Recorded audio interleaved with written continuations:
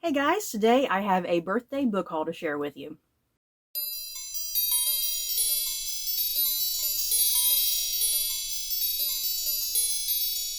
So my birthday was last week, and I always like to treat myself and have a little bit of a shopping spree at Barnes& and Noble. You guys, I went a little nutty this year. I don't know what happened. I filled up 2 bags worth of books. It's a little embarrassing. So yeah, you guys, I'll go get through this video as quickly as I can because there's a lot of books to get through. And yeah, as I go through, you guys just let me know what books you guys are excited about. Maybe you've read some of these, just let me know. First up, I have a pretty exciting book right here. Maybe I'm just nerdy about things like this, but this is Empty Theater by Jacques Jink. I think I'm butchering that name. This is a book, if you can't tell, it's about King Ludwig of Bavaria and his cousin, Empress Elizabeth of Austria-Hungary. I love that you can just flip this book. And you guys, this whole thing of pink is the title. I kid you not. I'm going to read it to you, okay? Let's get going here. Prepare yourself. Okay. It's called Empty Theater, or The Lives of King Ludwig II of Bavaria and Empress Stacie of Australia, Queen of Hungary, cousins in their pursuit of connection and beauty, despite the expectations placed on them because of the exceptionally good fortune of their status as beloved national figures, with speculation into the mysterious nature of their deaths. Oh my god, I love that. It is absolutely brilliant for a title. And this book is kind of being described as kind of a comedic satire on the lives of King Ludwig of Bavaria and Empress Elizabeth of Austria-Hungary. Kind of a comedic satire, and yeah, their lives, their deaths, because they both die pretty badly. So yeah, I'll kind of just give you the plot synopsis of this really quickly. History knows them as King Ludwig II of Bavaria and Empress Elizabeth of Austria, icons of the late 19th century who died young and left behind magnificent portraits and palaces. But to each other, they were Ludwig and Stacie. Cousins who shared a passion for beauty and a stubborn refusal to submit to the roles imposed upon them. Ludwig, simultaneously spoiled and punished for his softness and unmanly interest, falls hard for the operas of Richard Wagner and neglects his state duties in the pursuit of art. Stacie, married at the age of 16 to her beloved friends, bristles at the restrictions of her elevated position, the value placed on her beauty, and the simultaneous expectation that she ravage her body again and again in childbirth. Both absurdly vain, both traumatized by the demands of their roles, Stacie and Ludwig struggle against the ideals they are expected to embody and resist through extravagance, petulance, performance, and frivolity. Yes. I'm hoping, I love the Hulu television show The Great, and that's about Catherine the Great and her husband Peter. That is like a comedic satire poking fun at Catherine the Great and whatnot, and Russia and everything. So I'm kind of hoping this book is going to be the equivalent of The Great. I am hugely looking forward to this book, you guys. Next up, The Mitford Affair by Marie Benedict. I have been loving and enjoying Marie Benedict in the past. I'm pretty excited about a new one from her. This one, Between the World Wars, the 6 Mitford sisters, each more beautiful, brilliant, and eccentric than the next, dominate the English political, literary, and social scenes. Though they've weathered scandals before, the family falls into disarray when Diana divorces her wealthy husband to marry a fascist leader, and Unity follows her sister's lead all the way to Munich, inciting rumors that she's become Hitler's mistress. Dear freaking God. As the Nazis rise in power, novelist Nancy Mitford grows suspicious of her sister's constant visits to Germany and the high-ranking fascist company they keep. When she overhears alarming conversations and uncovers disturbing documents, Nancy must make excruciating choices. I've always heard a lot of people talk about the Mitford sisters, and I have absolutely no idea kind of who they are. So I'm kind of excited to learn more about them and continue and do further research about them. I think a great historical fiction novel should do that, should push you to want to do more research. And I think this is definitely going to be the type of book that pushes me to do that further research into the Mitford sisters. So yeah, this should be pretty great. Next up, Winter Soldier by Mackenzie Lee. I previously read Mackenzie Lee's book that she did on Loki, which is also another character from the Marvel Cinematic Universe. So yeah, this time she is tackling the Winter Soldier, aka Bucky Barnes, who's played by Sebastian Stan in the MCU. Yeah, what a cover. I love the Winter Soldier, you guys. Oh my god. too much.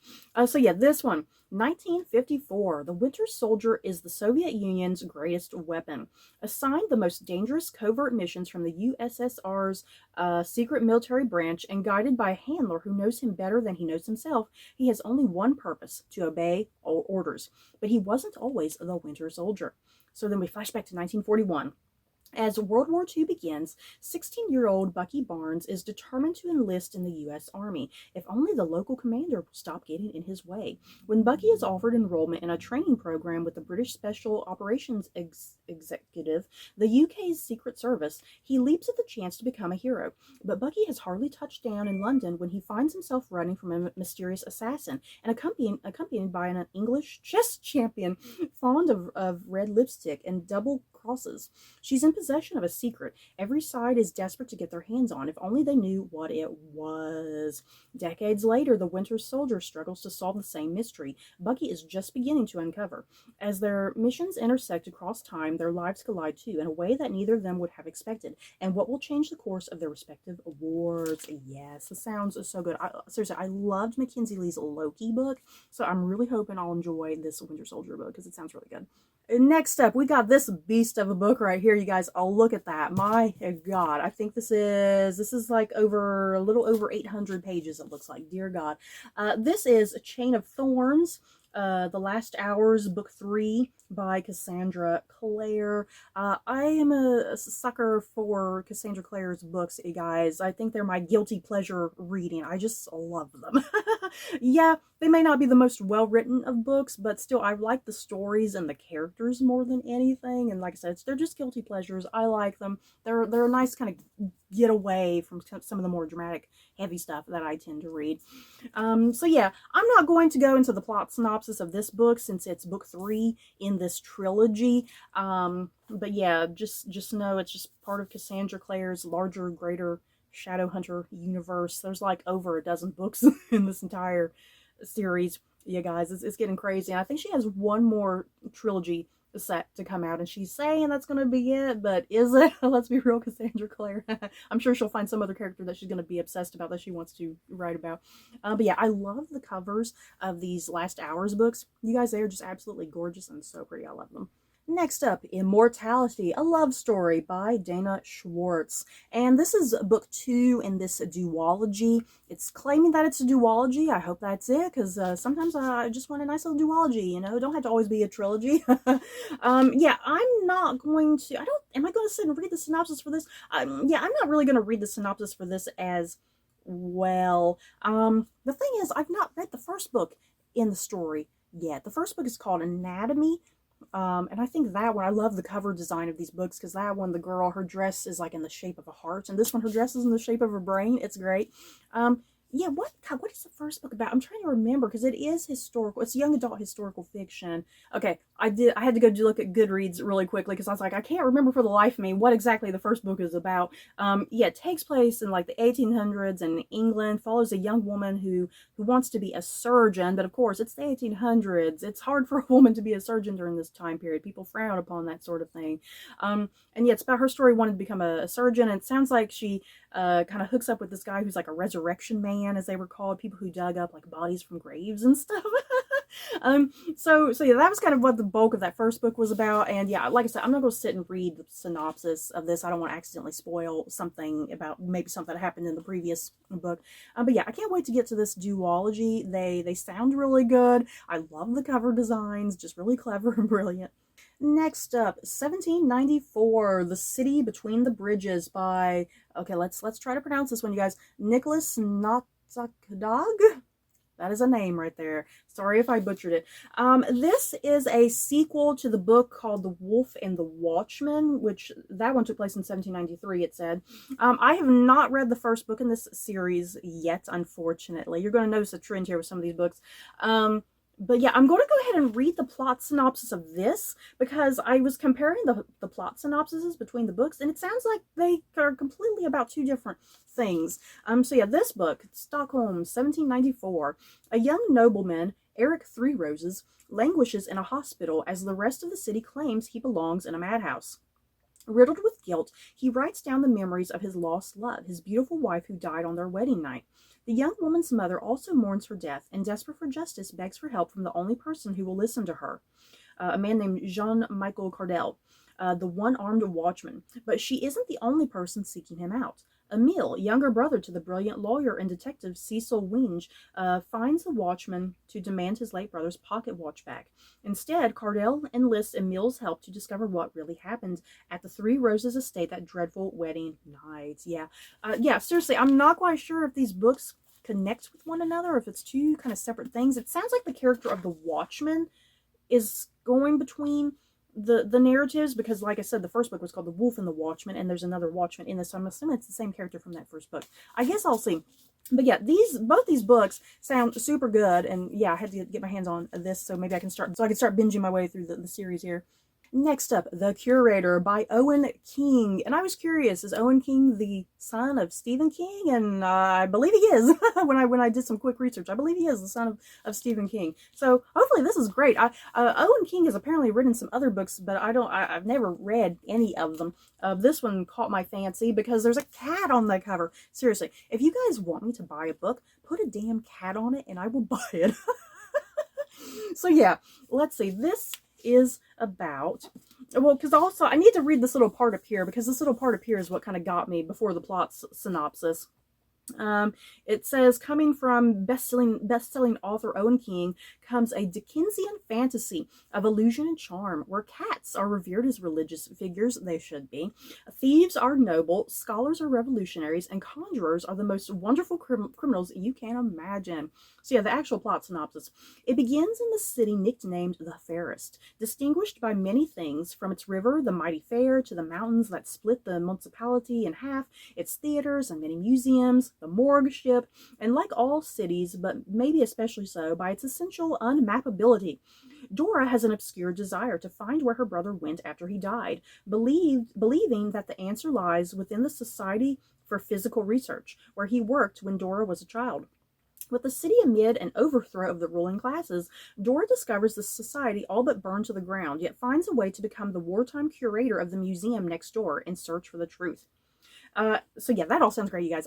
It sounds, like it said, it's a Dickensian fantasy, and that kind of sounds something I will particularly really enjoy. And I love the inside of this book. Oh, look at that. Oh my god. And there's cats inside too. Put some cats on the damn inside of the book too. I'm going to buy it. Next up, How to Sell a Haunted House by Grady Hendrix. You guys, this is gonna be my first Grady Hendrix book. I've never read any of the other books. I know his books are very, very popular though, so I'll kind of see how this goes, and maybe I'll give his other books a chance, or if you guys have some recommendations, maybe where I should start. But yeah, the synopsis of this sounded pretty interesting.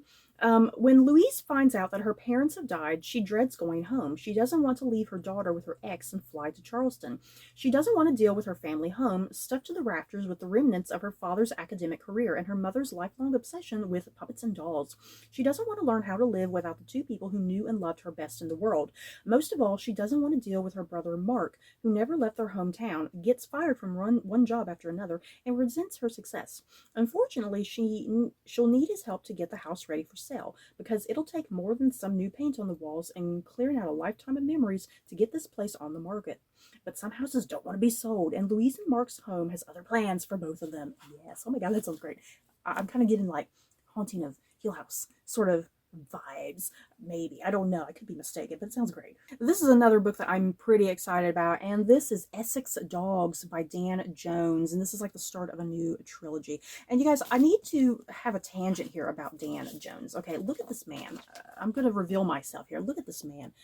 Okay, this is probably the hottest historian ever. I have never seen a historian so hot.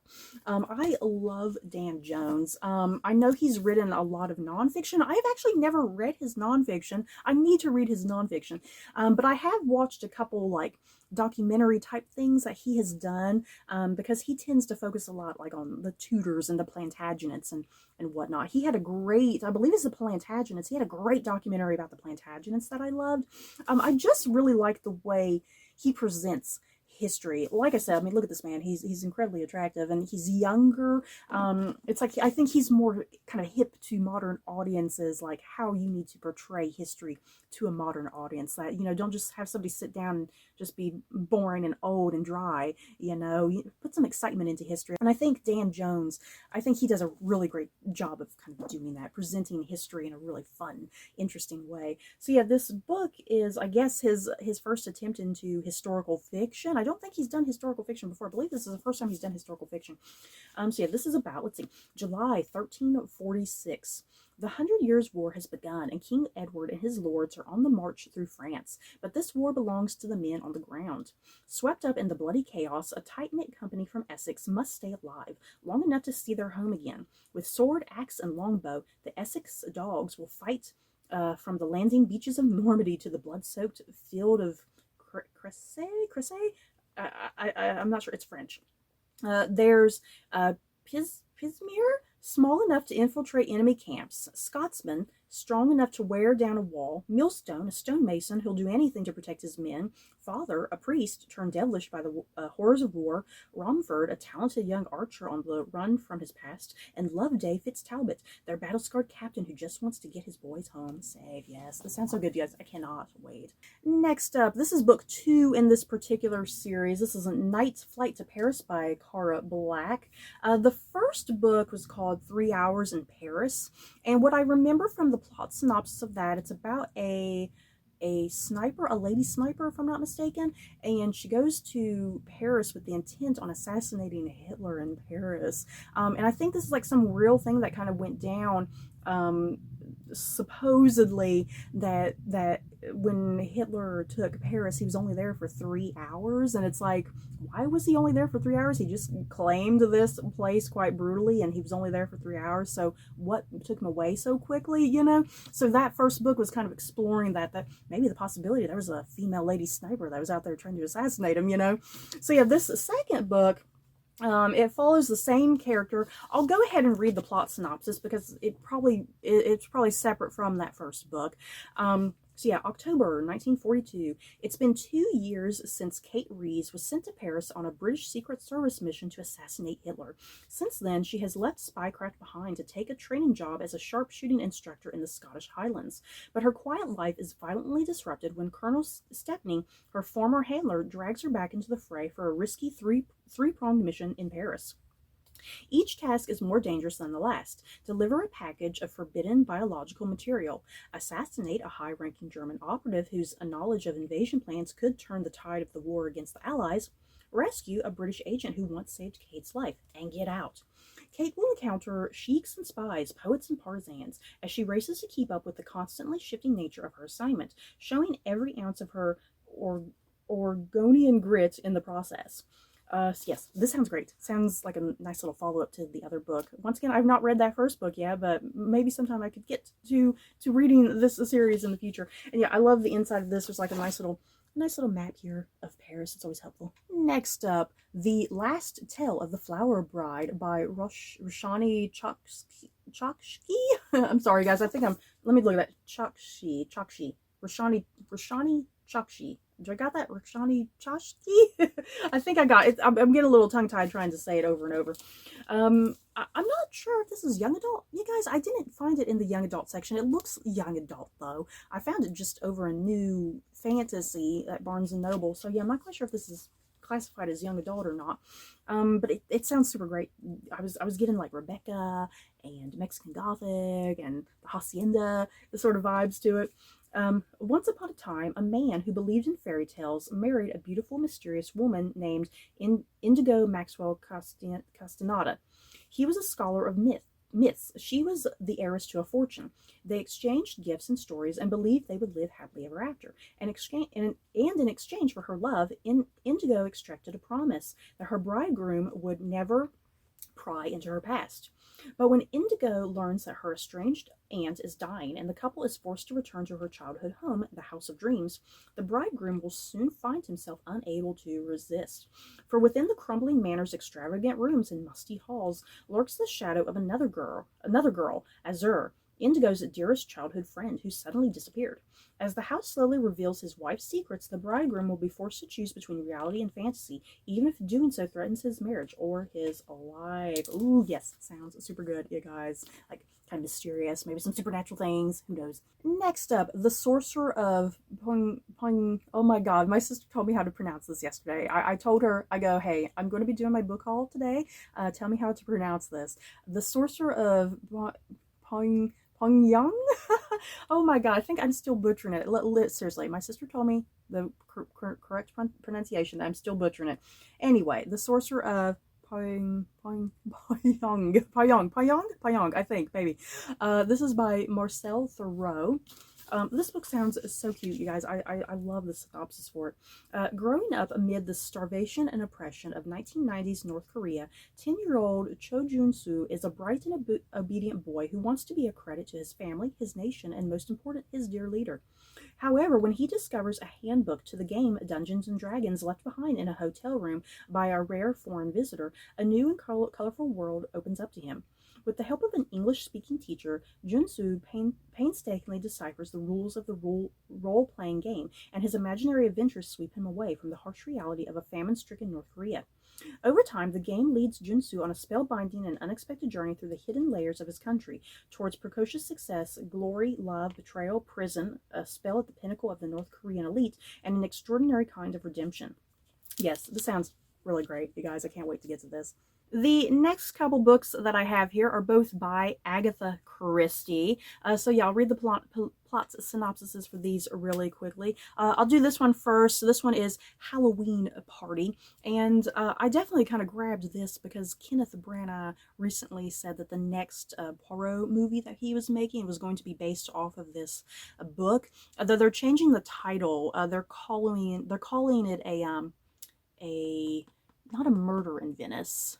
What is it called? A mystery in Venice? Something, I can't remember. Something about something in Venice. But yeah, they're changing the title of it.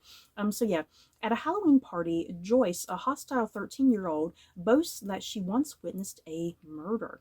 When no one believes her, she storms off home. But within hours, her body is found, still in the house, drowned in an apple-bobbing tub. Oh my god. That night, Hercule Poirot is called in to find the evil presence. But first, he must establish whether he is looking for a murderer or a double murderer. Yes, sounds great, you guys. And then the other one that I have is The Big Four. And this is, framed in the doorway of Hercule Poirot's bedroom stands an uninvited guest, coated from head to foot in dust. The man stares for a moment, then he sways and falls. Who is he? Is he suffering from shock or just exhaustion? Above all, what is the significance of the figure 4 scribbled over and over again on a sheet of paper? Poirot finds himself plunged into the world of international intrigue, risking his life and that of his twin brother to uncover the truth. So yeah, I got this one because of Kenneth Branagh saying this was going to be the next Poirot movie, and then I just this was just there too, and I was like, let me get another Agatha Christie book, because every time I've read Agatha Christie, I really appreciate them, and yeah, I've never heard of the Big Four, so this should be kind of new. And next up, I have what I believe is book 4 in this series. I believe this is book 4. This is Radiance Sin by Katie Robert. I have not started this series yet either. Yeah, guys. It's like I'm kind of waiting for several more to come out, and I just want to like binge through them. If you've not noticed, I'm the type of reader that a lot of times I like collecting a whole series, or at least a majority of it, and I like binging through it. I know there's a lot of people that don't like doing that, because what if you start the first book and you don't like it, you know, which, yeah, that's definitely a concern and a problem. But I usually hardly ever have problems like that, since I am very picky with the types of books that I pick up and read anyway. I'm a very picky reader, sort of, in that regards. But yeah, this book, All of these books are like Greek mythology retellings, but yeah, like with a romance, erotic twist, if you will. So yeah, this one, um, as a disgraced member of a fallen house, Cassandra has seen firsthand what comes from trusting the venomous 13. So the 13 must be some sort of group within this world that I don't really know who they are. But when the maddeningly gorgeous and kind Apollo asks her to go undercover as his plus one at a week-long party hosted by a dangerous new power player, Cassandra reluctantly agrees to have his back on one condition: when it's all over and Apollo has the ammunition he needs to protect Olympus, she and her sister will be allowed to leave for good. Apollo may be the city's official spy master, but it's his ability to inspire others that keeps him at the top. Despite what the rest of Olympus says, there's no one he trusts more than Cassandra. Yet, even as their fake relationship takes a wicked turn for the scaldingly hot, a very real danger surfaces, threatening not only Cassandra and Apollo, but the very heart of Olympus itself. Oh my God! Yeah, I can't wait to get to these books. I've heard a lot of stuff about them. People really love them, especially if you like Greek mythology retellings. And yeah, these are kind of done with like a modern twist and whatnot. You guys, this book right here, I kind of, it just kind of caught my eye, and I was like, oh, what's that? I had absolutely no intention of buying this book when I first walked in to Barnes and Noble. I've never heard about this book, but yeah, the cover, when I was kind of back in the young adult section, this cover just kind of grabbed me, and I was like, oh, let me look at it. What is it? And I'm kind of glad I picked it up, because it sounds like something I will enjoy, like a guilty pleasure for me, if y'all know how my tastes run. As the illegitimate daughter of the King of England, 17-year-old Evan Bright knows a thing or two about keeping secrets. But when she's forced to spend the summer in London with her father and the rest of the royal family, who aren't exactly thrilled that she exists, her identity is mysteriously revealed, and suddenly the world is dying to believe every juicy lie the media tell about her. After a fun night turns deadly, and Evan becomes the primary suspect in a murder investigation, the escalating rumors and fallout threaten to tear her life apart. As she fights to uncover the truth about what happened, she discovers royal secrets that are even more scandalous than she imagined. Secrets that could change the monarchy forever. Yeah, back here, an American girl becomes the British monarchy's worst nightmare. I think Amy Carter, the author Amy Carter, I think she's taken some inspiration there, perhaps from Meghan Markle. Who knows? That's what it sounds like to me.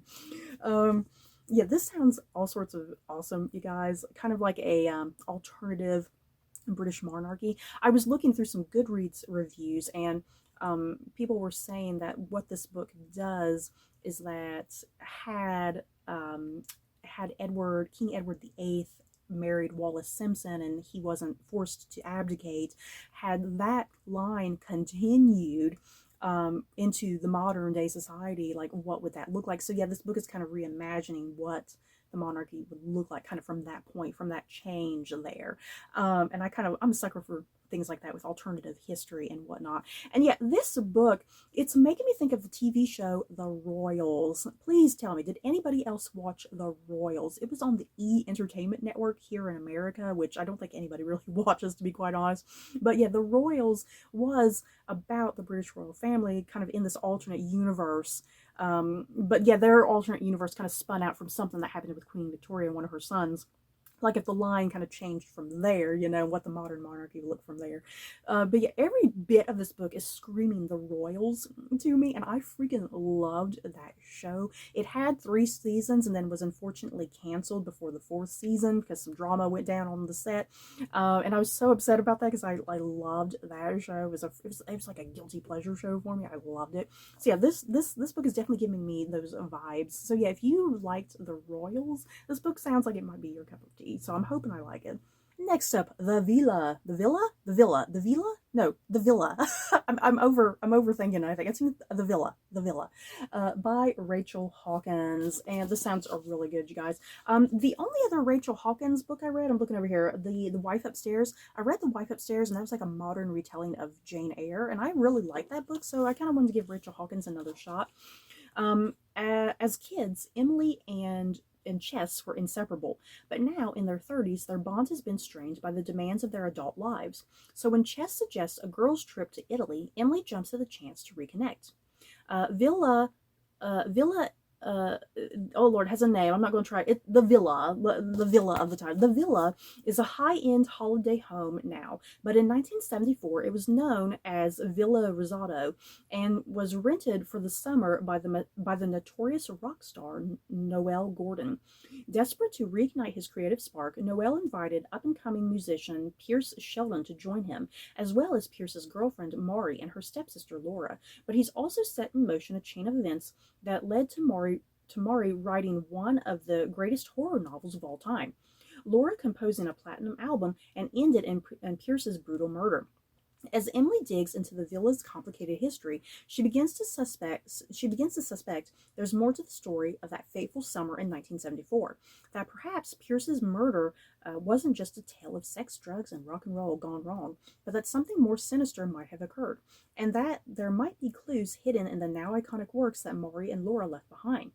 When long-buried secrets come to light, Emily discovers that history has a way of repeating itself, and the villa may claim another victim before the summer ends. And yeah, I like this kind of last little bit about the book. It says, inspired by Fleetwood Mac, the Manson murders, and the infamous summer Percy and Mary Shelley spent with Lord Byron at a Lake Geneva castle, the birthplace of Frankenstein, Rachel Hawkins' The Villa invites you into its deadly legacy. I kind of like that, the inspiration, a little bit of like Fleetwood Mac and the Manson murders, and yeah, Mary Shelley and Percy Shelley and Lord Byron, that whole thing, how Frankenstein came into creation. I kind of love kind of that whole sort of thing, and like this book is kind of having a little bit of that vibe to it, So yeah, this sounds really great. I can't wait to get to it. Next up, The God of Endings by Jacqueline Holland, and this sounds really good as well, you guys. Colette Lessange is a lonely artist who heads an elite fine art school for children in upstate New York. Her youthful beauty masks the dark truth of her life. She has endured centuries of turmoil and heartache in the wake of her grandfather's long ago decision to make her immortal like himself. Now, in 1984, Colette finds her life upended by the arrival of a gifted child from a troubled home, the return of a stalking presence from her past, and her own mysteriously growing hunger for blood. Oh my god, does this have something to kind of do with vampires too? Oh my goodness, there's a lot going on. Yeah, this sounds great, you guys. I can't wait to get to this as well. Beautiful cover design as well. Next up, a book that I am pretty thrilled and excited about. You all know me, I love all things Edgar Allan Poe, so I had to definitely buy this book. This is A Mystery of Mysteries, The Death and Life of Edgar Allan Poe by Mark Dwodziak? Let's see, the plot. Okay, it's nonfiction. There's not really a plot, but still, you know what I mean. It is a moment shrouded in horror and mystery. Edgar Allan Poe died on October 7th, 1849, at just 40 in a painful, utterly bizarre manner that would not have been out of place in one of his own tales of terror. What was the cause of his untimely death, and what happened to him during the 3 missing days before he was found, delirious and in great distress on the streets of Baltimore, wearing ill-fitting clothes that were not his own? Mystery and horror. Poe, who remains one of the most iconic of American writers, died under haunting circumstances that reflect the two literary genres he took to new heights. Over the years, there has been a staggering amount of speculation about the cause of death, from rabies and syphilis to suicide, alcoholism, and even murder. But many of these theories are formed on the basis of the character we have come to associate with Poe, the gloomy-eyed grandfather of Goth, hunched over a writing desk with a raven perched on one shoulder, drunkenly scribbling his chilling masterpieces. By debunking the myths of how he lived, we come closer to understanding the real Poe and uncovering the truth behind his mysterious death as a new theory emerges that could prove the cause of Poe's death was haunting him all his life. Ooh, I'm curious kind of what this author what it all boils down to, you guys. I'm hoping before the year is out, I would like to try to prioritize reading this. I need to. Next, I have The Oracle of Maricor, Volume 2 of Another Day. This is by Gregory Maguire. I do own the first book in this series, and this is supposed to be a spin-off series of the Wicked series, also by Gregory Maguire. The Wicked series was all about like retelling Wizard of Oz, essentially. The very first book was like a retelling of the Wicked Witch of the West, and then you get like Dorothy thrown in there eventually. You get the story of the lion. I loved the original Wicked series. So yeah, when Gregory Maguire was saying, hey, I'm going to write a spin-off series, I was like, hell yes, I'm all in for it. I loved that world, and I loved his unique world building to the world of Oz and whatnot. And yeah, this is supposed to be about the Wicked Witch of the West, like her granddaughter, correct? I think is how it would be, because she did have, I guess, spoiler alert, you guys, she had a son in that first book, and then he had his own book, which was the second book in that series. So yeah, this is supposed to be about the Wicked Witch of the West, her son's daughter, which would be her granddaughter, right? Yes. So yeah, I can't wait to get to this series. I think it's supposed to be a trilogy, so I'm going to wait for the third book and binge it all together. If possible, I kind of would like to reread the Wicked series, because I've not reread that series in a long time. So if I have the chance, I would love to reread them. And yeah, I love how these books are designed too, because they're hardcover, and this little flap just comes off. It just covers and it comes off. And nice little designs there. And then yeah, like a map of the world of Oz and whatnot. Yeah, can't wait to get to this. Next up, Cold People by Tom Rob Smith. I previously read and enjoyed Tom Rob Smith's Child 44. I love that book. The other two books in that series are not as good as Child 44, I don't think, but I still like them for the most part. But yeah, Child 44 is one of my all-time top favorite books ever. So yeah, I was like, let me get another book by Tom Rob Smith and see how it goes. And this sounds completely different from Child 44, that's for sure. The world has fallen. Without warning, a mysterious and omnipotent force has claimed the planet as their own. There are no negotiations, no demands, no reasons given for their actions. All they have is a message. Humanity has 30 days to reach the one place on Earth where they will be allowed to exist, Antarctica. Cold People follows the perilous journeys of a handful of those who endure the frantic exodus to the most extreme environment on the planet. But their goal is not merely to survive the present, because as they cling to life on the ice, the remnants of their past swept away, they must also confront the urgent challenge. Can they change and evolve rapidly enough to ensure humanity's future? Can they build a new society in the sub-zero cold? Ooh, yes, this sounds really interesting. I'm just curious who this mysterious entity, this force is, there's almost kind of like this quiet place vibe to it. Is anybody else kind of getting a quiet place vibe to it? I'm very much kind of getting that, so that should be pretty cool. Next up, The Shadow of Perseus by Claire Haywood. Oh, I like this cover. You know what? I've been staring at this cover and I didn't realize like Medusa was over here with her, her snake, her hair of snake. I kind of didn't really realize Medusa was over there. I thought, at first I thought it was just somebody with some crazy hair, but then I stared and I was like, oh, that's snakes. That's Medusa. Okay. Perseus is no hero. It starts off with, Danae, banished from her homeland, thanks to a dark prophecy, Danae, daughter of the king of Argos, suddenly finds herself stranded, pregnant, and alone. It's a harsh new world for a young woman who grew up as a coddled princess, and forging a new life for herself and for her young son, Perseus, will be the hardest thing she's ever done. And then we have Medusa. As a member of a reclusive band of women who live deep in the woods known as the Gorgons, Medusa has eschewed all contact with the outside world. That is, until the day she finds an injured boy named Perseus in the forest. And then we have Andromeda. When a harsh sandstorm threatens to destroy her nomadic desert tribe's way of life, Andromeda knows that a sacrifice will be required to appease the gods and end the storm. But when a forceful young Perseus interferes, Andromeda's life is set on an entirely new path. As the stories of these three women intersect, they weave an alternative tale of Perseus's heroic journey and of three lives darkened by its violent and destructive shadow. But even as Perseus tries to silence them, the women find that reclaiming the power of their own voices may be their own hope for lifting themselves into a better future. Ooh, this sounds really good. I've been kind of getting tired with all of the stuff that's been focused on like the Iliad or the Odyssey. So yeah, I'm excited for something that's focusing on some different people from Greek mythology and whatnot. Next up, Steve Barry's The Last Kingdom. No, not The Last Kingdom, the show that's on Netflix. That's a completely different Last Kingdom book series. So yeah, amusing though with the title. And why do authors do this? I always get a crack out of this with authors and their big, huge author photos on the back. It's like scary. it's a little scary and intimidating. Oh my goodness. Because Danielle Steele does this too. She has huge photos of herself. And you guys, my very first book that I hauled on this video was about King Ludwig II of Bavaria. And yeah, this book has something to do with King Ludwig II of Bavaria. King Ludwig II of Bavaria was an enigmatic figure who was deposed in 1886, mysteriously drowning 3 days later. Eccentric to the point of madness, in the years before he died, Ludwig engaged in a worldwide search for a new kingdom, one separate from Bavaria, a place he could retreat to and rule as he wished. But a question remains: did he succeed? Enter Cotton Malone.